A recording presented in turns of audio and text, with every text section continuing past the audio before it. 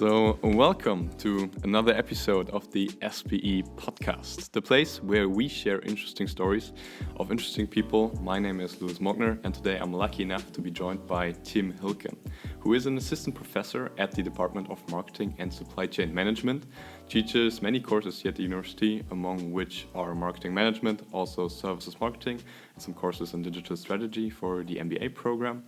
And his main focus is all about the future of marketing and what it does with customers and the customer experience for companies. Today we will chat about the current state of augmented reality and virtual reality, what this means for companies and also individuals, and we'll have a quick look out into how you can get started into AR. So, first of all, Tim, thank you very much for taking the time today, and I'm excited that you're here today. Thanks so much, Louis. It's a pleasure to be here. Really excited for the podcast today. I've seen the first one actually that you guys created. Was very impressed. Enjoyed listening to that. So it's my absolute pleasure to be here today. Awesome, cool. Maybe before we get into the interesting stuff about AR and VR, let's talk about you for a minute. So maybe how did you get here as an assistant professor at Maastricht University? Oh wow! And then we need to go back a while. I'm you could say homegrown in that sense. That I did my studies here and met some really great researchers towards the end of my master's degree here, and one of the researchers who eventually became my PhD supervisor, Code Reuter, spotted this HBR article where they mentioned this thing called augmented reality in 2012 or so. And that kind of got the ball rolling and has been kind of the starting point for my PhD and staying here as an assistant professor and really making new marketing technologies, AR, VR, really my thing, you could say. Oh, that's great. So since day one, you're basically here at Maastricht, which is interesting to see. What is Maastricht for you? I think Maastricht means different things to different people, but for you, why did you decide to spend that much time and even up to this day, your time here in Maastricht? Yeah, to me, Maastricht has a very distinct vibe surely as a city, but also just the entire university community and SBE in particular. I think you can say it's an incredibly open environment, a huge amount of interesting, creative people, and but it seems to me it's always felt like it's a place with a common goal to deliver excellent research, excellent education, but with a lot of freedom in kind of doing your own thing and taking new approaches, right? And I think that's always been ingrained a bit in the DNA of the university with the PBL system, trying to do things differently and better, of course. So that's I think in a nutshell what Maastricht, especially SBE, means to me. Awesome. And I can agree from my experience as a student. I think problem-based learning is one of the key attributes that makes Maastricht and SBE unique, and to really work practically on the different things. Speaking of which, practically, so you mentioned augmented reality. Maybe to the people who do not know what augmented reality or virtual reality is, how would you explain those terms to your grandmother? I think in a nutshell, really down to the essence, the idea of AR, and VR, if we reduce it to really the key elements, is that AR brings anything to you could say, right? So AR is a bit the science and art of bringing virtual objects, content into your real world, you could say. So it's this idea of it is here, bringing things here, whereas VR is a bit the reverse. So that's the idea that this technology can take you anywhere, whether that's like an exotic tourist destination, a new apartment building. You can kind of immerse yourself into another world. So I think, I think that's still not grandma proof, probably that definition. So even easier, it's AR is about holograms appearing, and VR is about you traveling some other place. I think that is really in a nutshell what it's about. Yeah, I think it's interesting and important to make this distinction. So AR, how do I use AR? How, me as an individual, how would I approach it? Well, look, so AR is mostly hyped with these new headsets, right? So a few years ago we had Google Glass, which was a fairly prominent platform, which didn't really take off, at least in the consumer market. And now we have these devices. The HoloLens is some device that's the Magic Leap, for instance. And that's a lot where people are looking. But the fact is that if you want to get started with AR today, all you need is your smartphone and access to the App Store. And increasingly, not even the App Store anymore, because AR is really becoming a part of just a regular internet browser nowadays, right? So if you want to experience AR, take, for instance, the Google Chrome browser on your phone. Google, I think they've implemented pretty much all the animals because they need to start with something basic, but what everyone enjoys. If you type in a hedgehog or a tiger, you can see pictures, videos, and an AR hologram. So it's kind of becoming the new modality, you could say, next to pictures, text, videos. And then you can, it's incredibly fun, so have a try. You can put a real-life, real-sized tiger into your home, scare your friends, scare your kids. It's huge fun. So that's for just getting in touch with AR, I think it's incredibly easy and that's the simplest way. Yeah, so just to recap a little bit maybe, so AR fundamentally combines areas of the internet, so something that you can simulate based on data, with the real world you see. And you use a device like a smart phone or like some glasses to merge those two worlds together. Absolutely, yeah. Okay.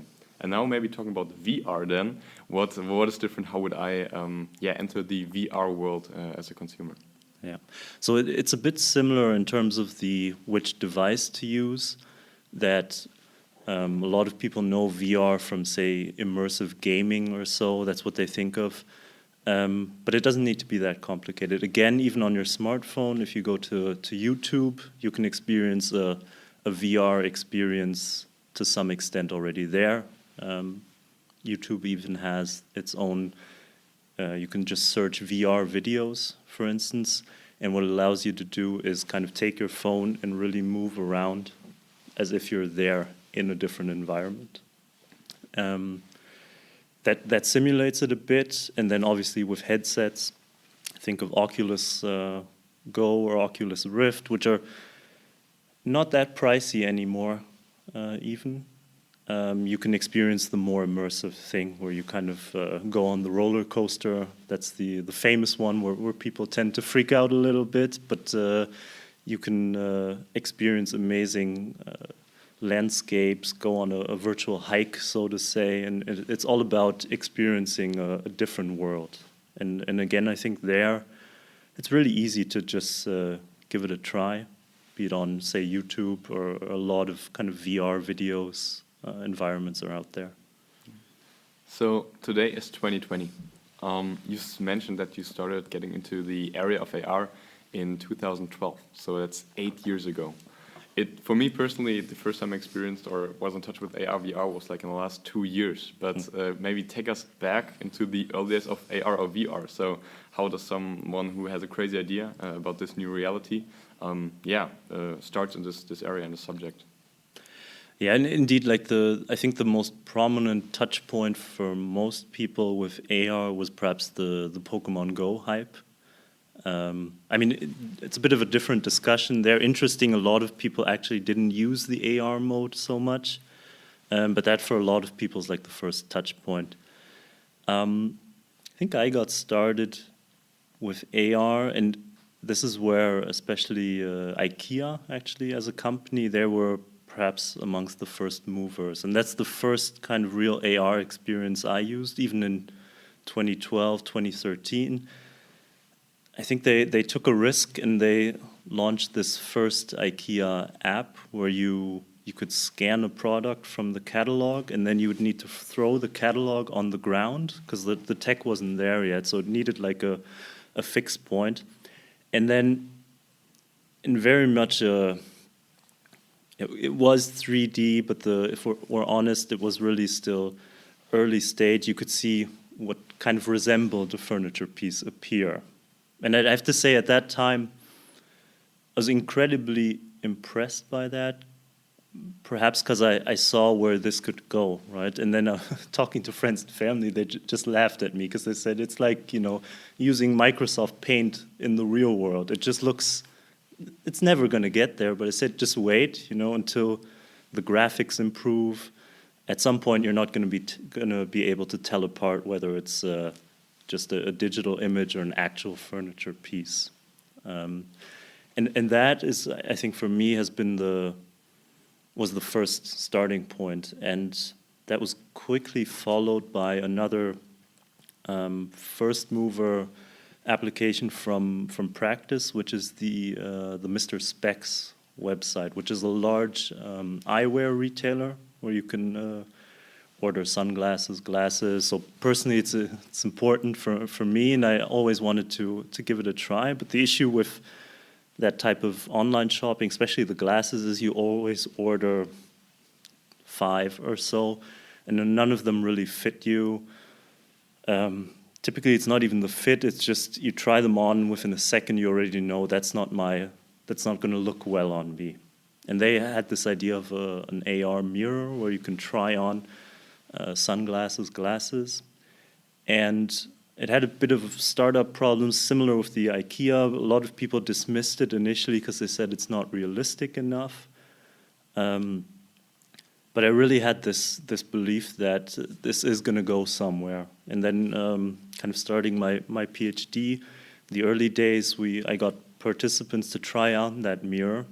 And what really was a bit of an aha moment for me is seeing some of those participants virtually try on glasses, and the first thing they did was go like this.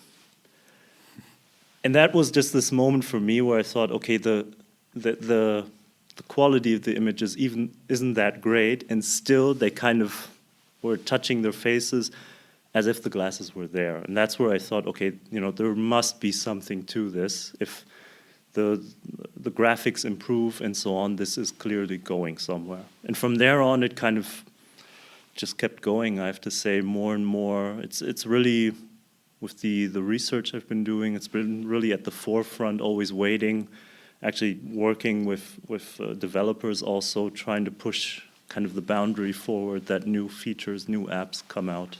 And I think today we can say it's been incredibly fast development, actually, in that sense, over the years, seeing where we started, throwing a catalog on the ground, to it being just part of the typical Google environment nowadays, you could say.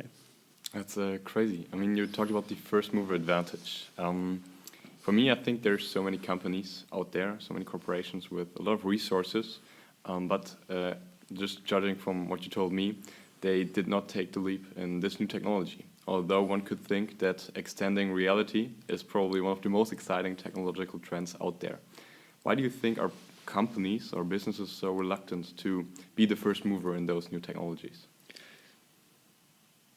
I mean, ultimately, for a lot of the companies, they obviously prioritize investments where there's a clear return on investment, where you can see, if we put this in, this investment, there's an established business case, someone else has done it, and so it's, I think, just that reluctance to be innovative, to go for the risk there, I think, is one aspect to that. I think the other aspect is, at some point, can't really pinpoint the exact year, but a few years in, so maybe 2016, 2017, and in the wake of the Pokemon Go hype, actually, suddenly every company, you could feel, felt like they need an AR app, and we saw this massive wave of these apps appearing, so every furniture any company selling furniture felt like it needed to have some kind of version of that original IKEA app. And companies rushed to get on Snapchat to build in a special filter or something like that. And there the problem was, coming back to that, what does it take to be innovative? What they really didn't do at that point is consider what do customers or consumers, users actually need. They just jumped on the bandwagon, and we saw a ton of these very gimmicky apps appear where you could hunt zombies, or you could, which is fun, don't get me wrong, but talking about marketing and creating value for consumers, that didn't do much in that way. So I think it's about taking the initial risk, having the vision of what can the tech, not actually what can the tech become, but what consumer needs can the tech actually fulfill at some point. And then indeed keeping that real focus on not getting carried away with, we can build in this feature and that feature, and not doing that just because you can, but always thinking about what problem is it going to solve for someone, right? And that's where I think real innovation in that sense, or innovation that will be successful, takes place. You talked about the stages and the development of AR and VR and kind of where it started with a really simple version of it and a really sophisticated version nowadays where you almost confuse reality with AR. Absolutely. Or the information that's visualized. Maybe can you tell us just a little bit about the state of AR, where it is currently, and maybe link this also to models like the Gartner hype cycle, I think is something interesting. Maybe you can explain that to us and also where AR stands today. Absolutely. So I really like the Gartner hype cycle, which is this idea that every new technology goes through this cycle with, I think it starts with what's called the peak of inflated expectations, and that's really what happens, right? So with Pokemon Go, in the case of AR, everyone's expecting this to be the new big thing, and after that comes a fairly large drop into, I think, what they call the throw of disillusionment, right? And after that, there's a bit of a shakeout. So you really see, and I feel that we've passed that point of disillusionment and are heading towards more of an established market for AR, if you so will, right? We've had a bit of a shakeout of the apps, the features that don't really add value, and moving to kind of a bit of a common standard. I think that's what you see, especially that it's being integrated into these platforms like Google and the entire Apple system. That to me suggests it's at I wouldn't call it a mature state, but the market is establishing. And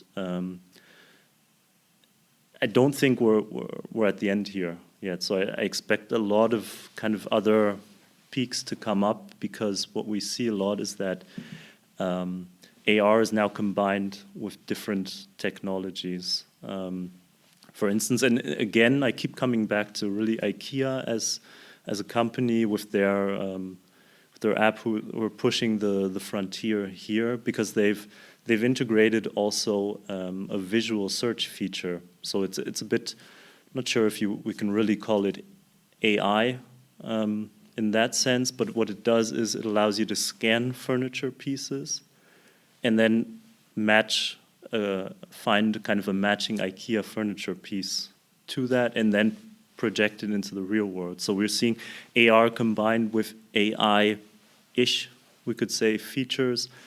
AR is has become incredibly popular on all social media platforms. So the tie-in with those social platforms is very promising, and that's where I see the kind of in those two fields where I see AR moving in the future. A closer tie-in with algorithms and AI, and really AR becoming a central part of any social media interaction. That's a bit where I see it. Yeah. Do you think AR and VR is the next generation of the internet, or also maybe even humankind to a degree? I know there are people like Elon Musk out there who are promoting different theories about living in a simulation. What are your thoughts on that?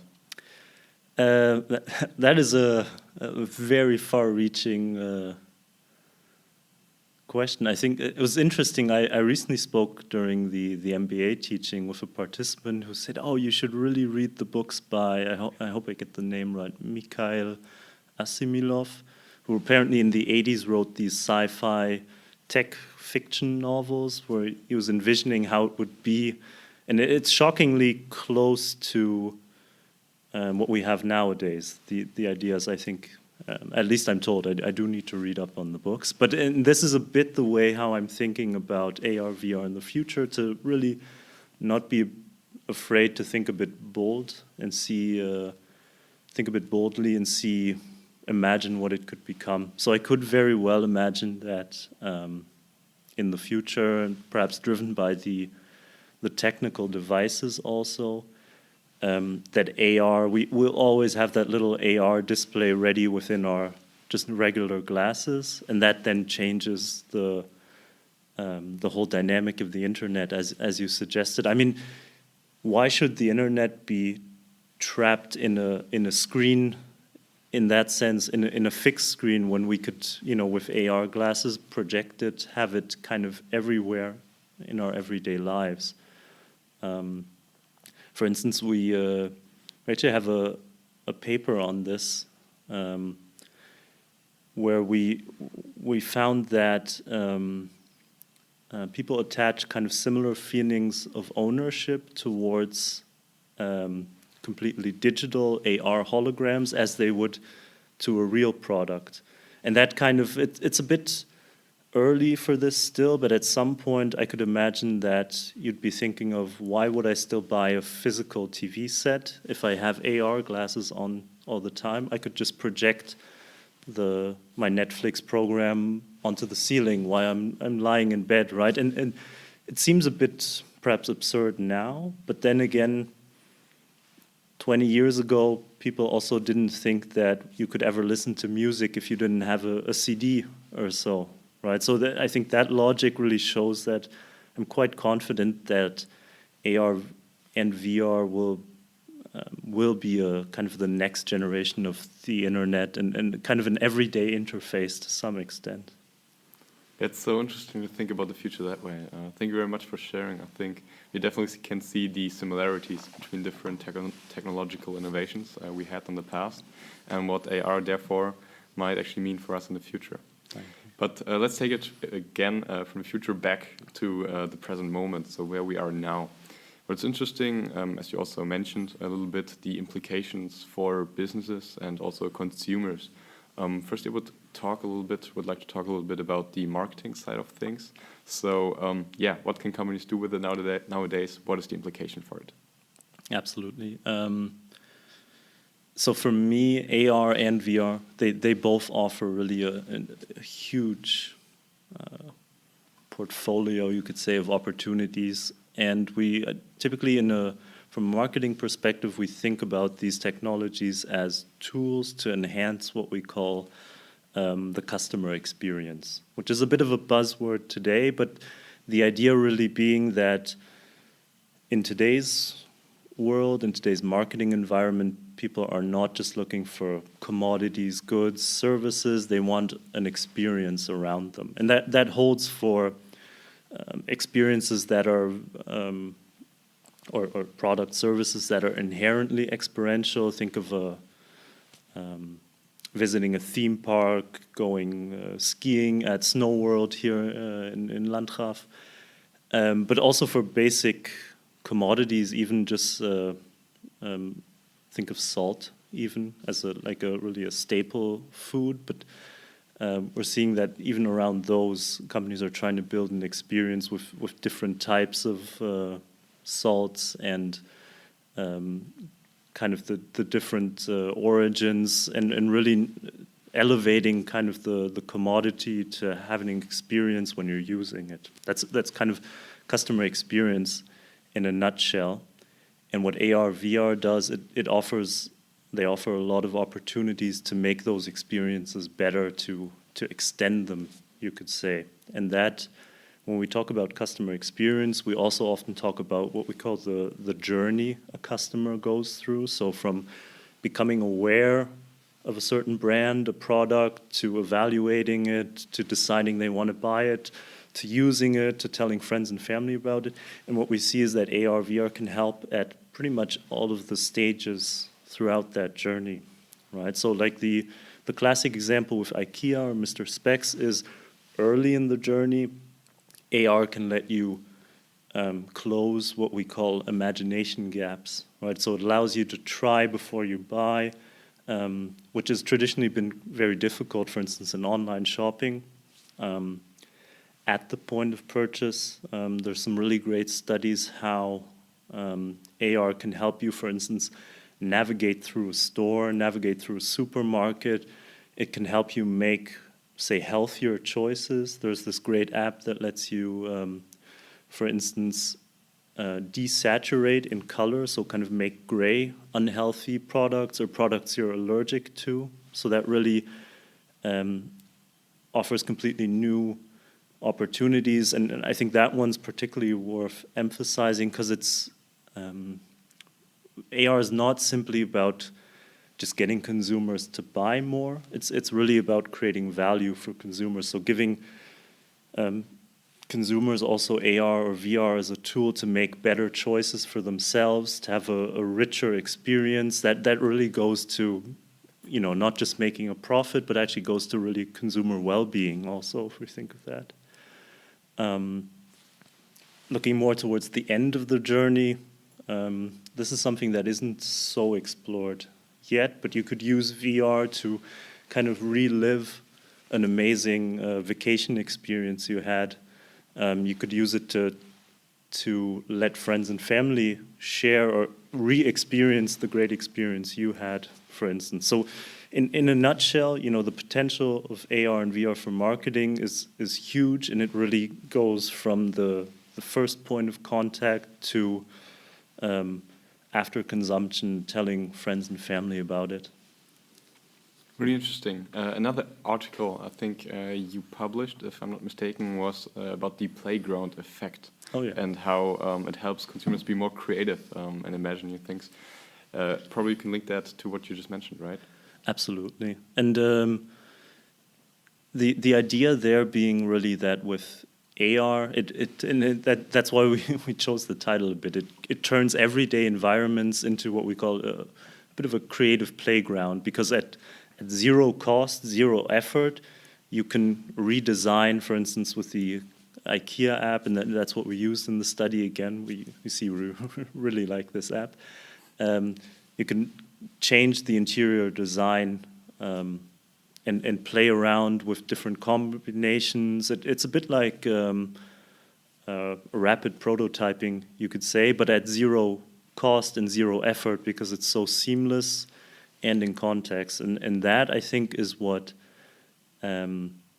makes for we could say, a very applied creativity, right? So it's not this type of creativity that you sit down and try to come up with an idea, but it happens by virtue of trying, doing, exploring things. And that's where AR is so great, because it allows you to simulate how would this look, and if it doesn't look well, just with the swipe of a finger, you can change it. Yeah? So that, I think there's a huge potential for unlocking creativity with AR in that sense.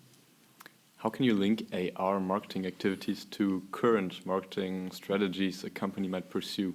So I think omni-channel marketing might be a relevant topic to dive into. How would you do that today as a company? Absolutely. To me, AR and VR are somewhat of the ultimate omni-channel enablers, you could say, because just the nature of the technology is such that it bridges what we call channel gaps, right? So if you're online, it's been hard to get that touch and feel aspect of trying products in the store into the online experience, but that's exactly what AR does, right? So you can try before you buy. You're kind of closing that gap between online and offline shopping.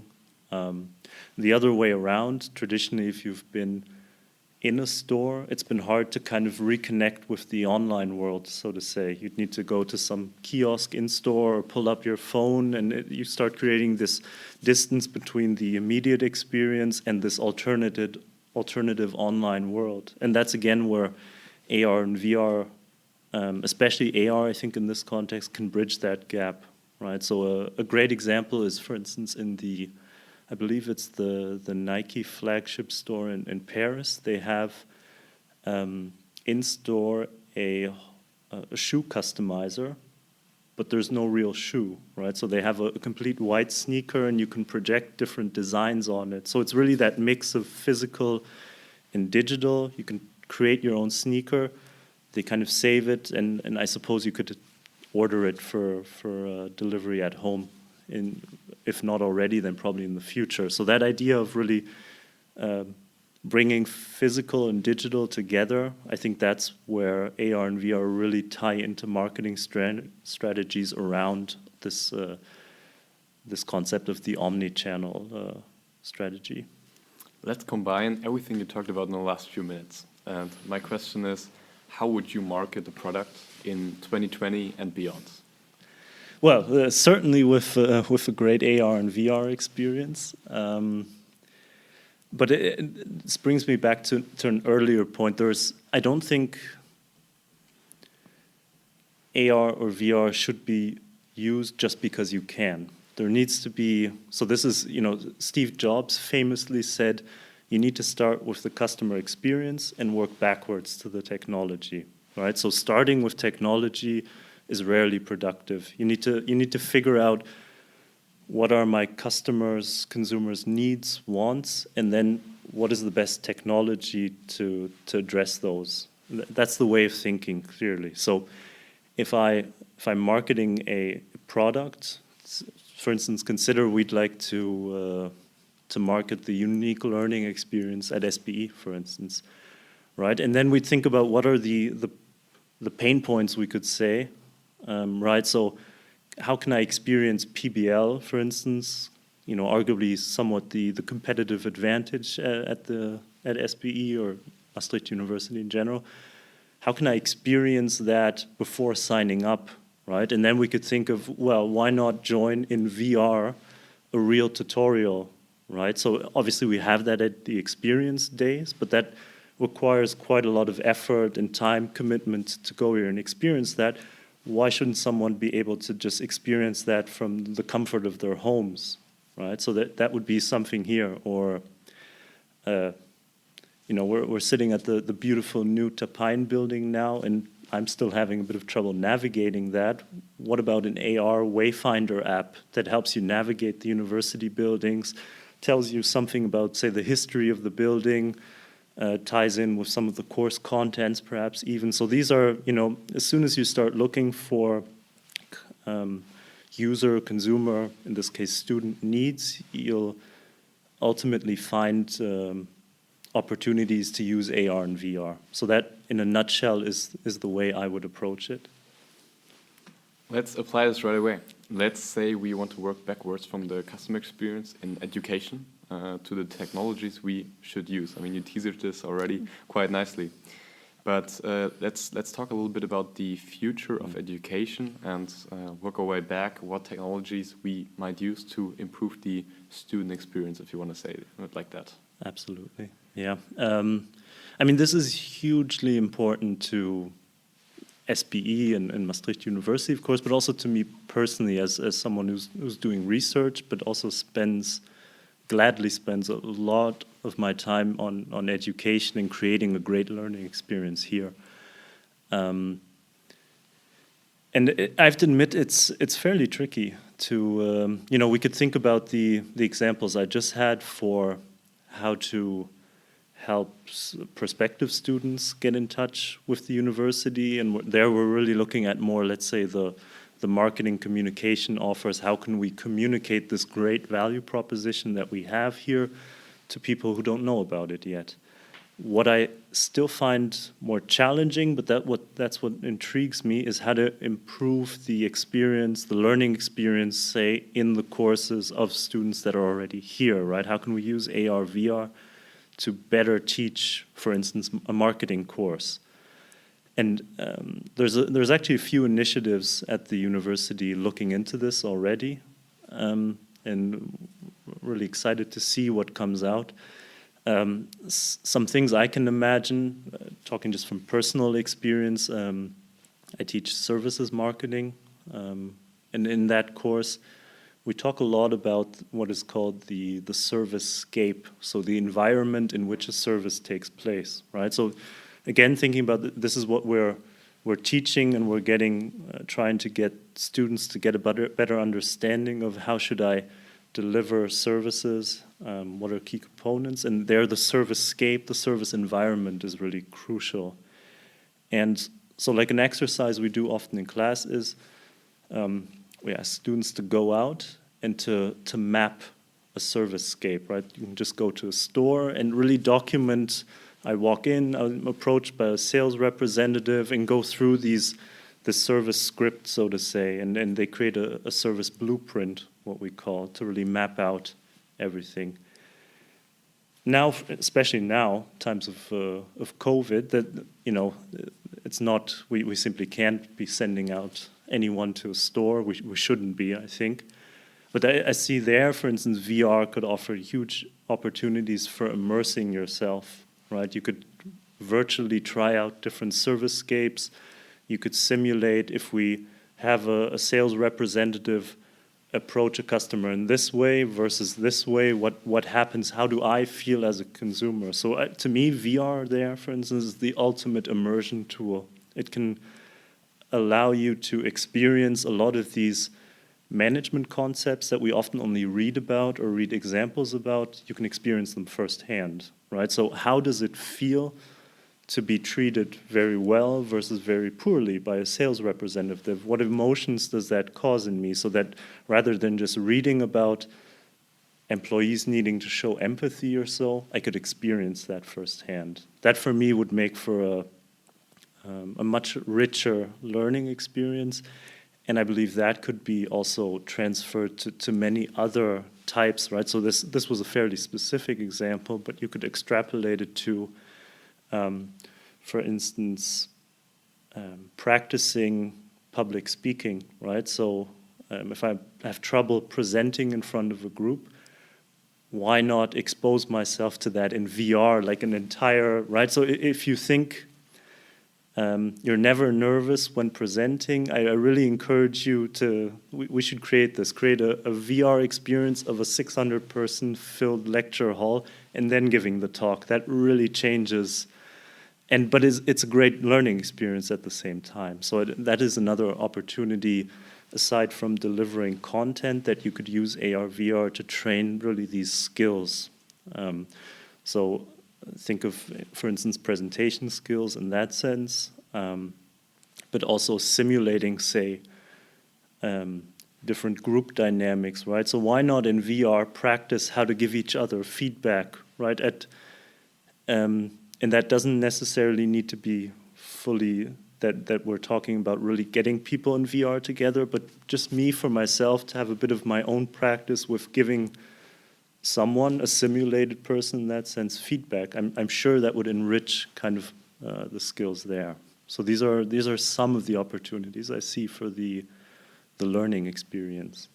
Quite funny how interpersonal skills become not that personal anymore, if you think about it that way. Absolutely, but I think it's still in line with the our PBL philosophy that you prepare something in advance, right? So ultimately, and I think that's one of the key takeaways of this COVID situation at the moment.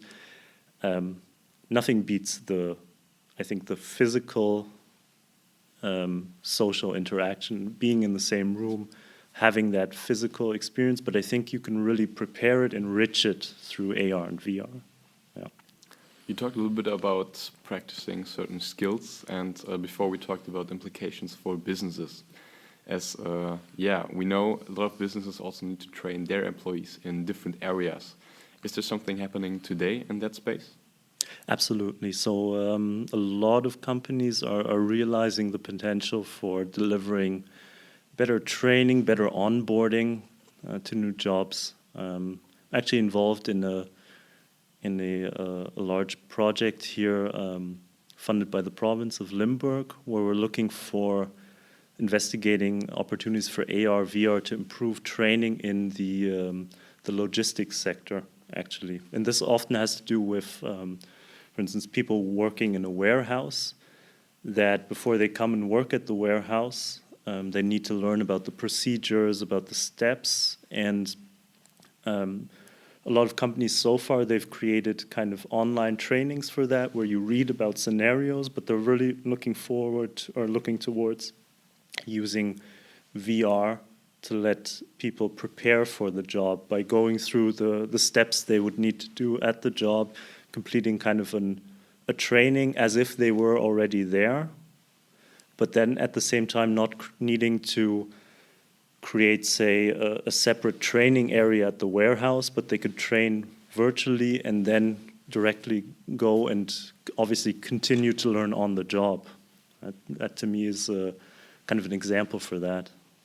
Yeah, so we see AR and VR touches many different areas in the business world today, many direct implications for individuals like us, and a lot of things we can anticipate in terms of change of customer experiences. If I'm a student who wants to get into AR, VR, how would you recommend someone to start? I think first is the realization it's not that difficult as you might think, right? So there's, I would start simply by, on the one hand, trying out AR, VR, right, through the easily accessible platforms. IKEA app, very important. That should be sure to have it on your phone. If you're a student here, there's a fairly high chance you've also been asked to participate in one of my studies, so that's also always a great opportunity to get in touch. If you're more about, I want to also create something of my own in AR, VR, I think a lot of people don't think about this as AR, but any Snapchat or Instagram filter, for instance, which you can also now create kind of your own, that is a form of AR in that sense, because you're layering virtual content onto mostly your face or your friends' faces in that sense. That's a nice, interactive, easy to get started way of getting in touch with it. Then again, there are a number of apps where you can where you can kind of upload your own content, and that can be pictures, videos or so, and then turn anything into the real world into a trigger point, so to say. So with that app, you can, for instance, if I scan the microphone here, then a little video of our podcast today would appear. So that is not the way they're set up, these apps and platforms now, is that's not difficult to achieve. Or, really thinking about a student, right? So for the next report I'm handing in a marketing course, I would definitely put a small AR animation on the cover page instead of an executive summary. I mean, why not think about these things? Nobody ever said educational content needs to only be delivered in writing and on paper. And I think another, and this is a bit more technical, so if you're really interested in really getting into AR, VR, Sketchfab is, for instance, a very large database of 3D models, which you can now embed into pretty much any website in that sense. So you can, some of them are free, some of them you need to register, but you can just use any pre-established 3D models and put them into your websites, for instance. So that's a great way. It's a bit like akin to creating like a PowerPoint presentation in that sense, that it's easy to do. And there's also another app where you can really become a creator of 3D models. And I just messaged with one of the people running that app, and it slipped my mind what it's called, but I'm sure we can add it later on to the podcast, where you can kind of, as if creating a 360 panorama picture, you can 360 scan any object, and it turns it into an AR-ready hologram, so to say. So we could, within 2 or 3 minutes kind of create a digital twin of this microphone. And that's a really cool and easy way of getting a hands-on experience with AR, for instance. You know, for VR, mostly that it would entail getting a 360 camera, but then also with those and editing those has become fairly easy nowadays. So I think in a nutshell, if you keep your eyes open, you can very easily become a creator, a user of AR and VR. Yeah, that's great. Just one app I have in mind is actually called Marble AR, where you can exactly place those gimmicks in the reality and then look at them later. And I think it's also location-based. So I think those are great ways to just experiment and get started in that. Are there also some books or videos, resources that someone could just check out, or just a good Google search would help? I think so. I mean, I have to admit, certainly there are a good number of books out there. To be honest, if you really want to do the deep dive into also the underlying, how does it work with the tracking and so on, then I think, indeed read into that more, the information system literature beneath that. What I quite like is indeed a lot of the videos that illustrate how it works, but also a lot of the app providers, they have really great white papers or reports on how to use the apps and how to create content in them. So that clearly would be my advice for getting in touch with that. Yeah. Okay, awesome. One thing we also talked about in our quick briefing call was the future of AR and VR. I mean, we talked about it before, but one thing that I find particularly interesting is what are certain pitfalls or watchers everyone should be aware of, or we as a society should be aware of when developing and using this new technology. Absolutely. I mean, as any technology, AR and VR has some shortcomings, some potential pitfalls to be aware of. For me, a key pitfall for anyone trying to use AR, VR as an offer it to someone is to avoid, again, this pure technology focus. So you shouldn't really focus on offering an AR app just because you can. You should avoid gimmickry, right? Everyone enjoys a nice face filter or so, but the question is, how long do you enjoy that? And that's why also, the use time of those filters is so low. So really, you need to a first pitfall clearly is not having a user focus, but a tech focus, right? A second pitfall to me is related to privacy with AR and VR.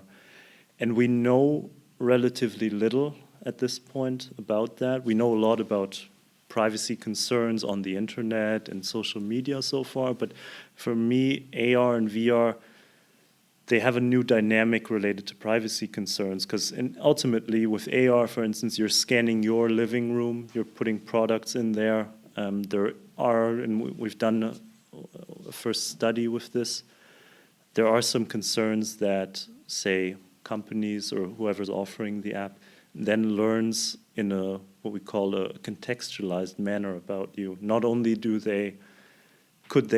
so there's a concern that a company could learn not just about which products you choose, but how you use them or how you place them in your environment. And that is somewhat different to just tracking which products you click on online, right? Because there's this contextualized personal element to that.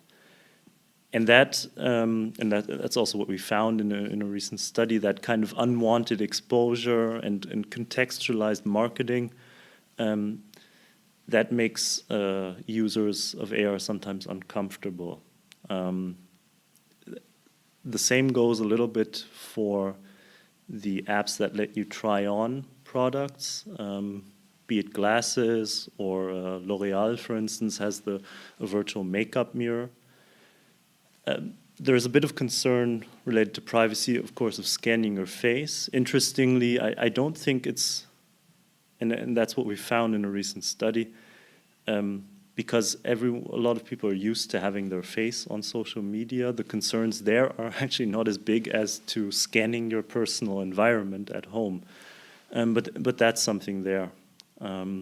Related to that, a concern is anytime you're using filters, or especially think of the makeup example, and you're altering your appearance, there's obviously a chance of, and we see a lot of this on social media already, some kind of body image distortions, right? I think it's a bit early to talk about that as a concern, because it's still about trying on products, but it's something to be careful about. To what extent are you altering a person's perception of reality?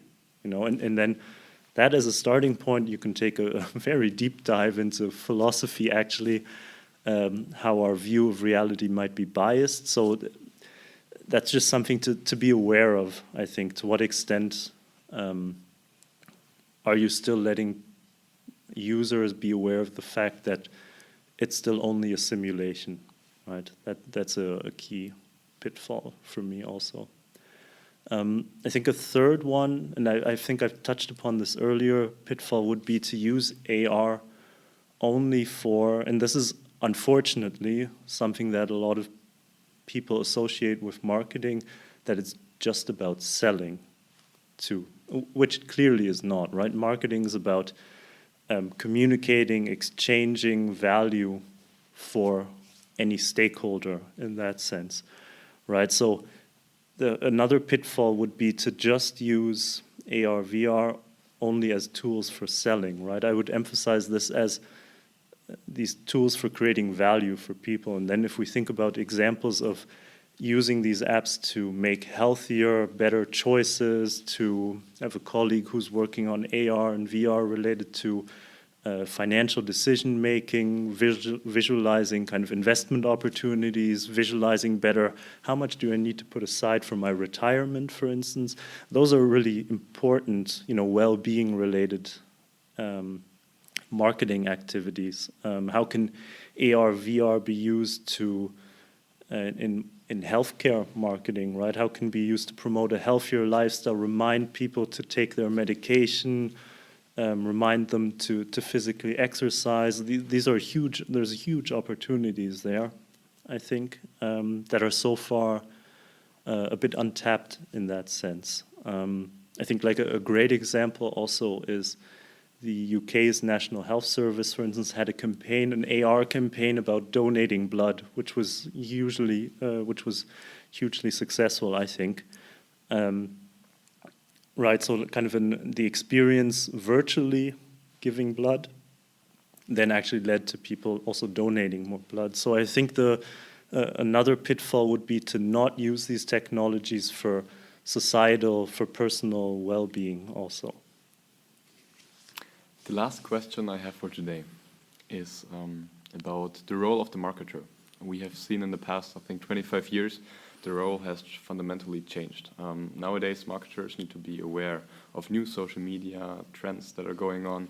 They need to have the customer in mind. They get more involved into product development as well, so you have a more holistic view of your customer and what you try to achieve. What do you think? If I want to be a marketer in 5 years or in 25 years, how will the role change in your opinion? And kind of how can we prepare as young individuals who are really driven by working in that field later? Absolutely. The role of a marketer is changing for sure. I think not in no particular order, but a key skill obviously is to have to be a bit more tech and digital savvy in that sense, right? So and it doesn't need to be at the level of a developer, right, who programs this, and that's, I think, what was great that we talked about also trying AR, VR yourself, having a bit of that first-hand experience of using these tools or having created some social media content yourself, right, and also then the skills of analyzing social media click-through rates or things like this, social media lift and leverage, that's really important to have that digital skill set. I think that's increasingly key for a marketer. nonetheless, underlying all of that is really I think still a solid understanding of how can you create value in this customers, stakeholders in that sense. So kind of the fundamental marketing principles that we know, they're continuously updated and shifted. But you need to, nonetheless, these are still, of course, completely relevant nowadays, right? So I think it's that combination of having a really solid understanding of key principles of marketing, how to create value, how to communicate it, combined with a more up-to-date digital skill set in that manner. That to me is clearly the marketing manager for the next decades, you could say. And also part of that, I feel this is sometimes underemphasized a bit. So part of that understanding of what is marketing about is also seeing really that it's about creating value, which isn't always about selling products, right? This is this key misperception. I think that we would all do good of seeing the role of a marketer also as helping customers, consumers live healthier lives, better lives, fulfilling their personal goals, getting a better education, right? So I think that perhaps that's actually the third skill in that sense. So digital skill set, a fundamental understanding, and that vision a bit to see beyond the current horizon sometimes, that marketing really is so multifaceted. I think those are the three key skills in my opinion. Thank you so much. I mean, that's really interesting and also applicable to many people. Is there one last thing you want to add, a message to the world, basically, or to the viewers and listeners about AR, VR, your work, marketing, whatever you want? I think in a nutshell, a key takeaway is that AR and VR are exciting new technologies that are here to stay. And I encourage everyone to give them a try and to see how you can create better experiences in whichever way that is, right, for other people. Perfect. Then, Tim, I think it's time now to thank you, first of all, for taking the time today to coming here. And I think you shared really interesting new perspectives with me and all the people who hopefully watch and listen. So thanks again very much. We're excited to welcome the viewers and listeners back to another show in the future. And in the end, wish you a great day. And thanks again for taking the time. Thanks so much for having me.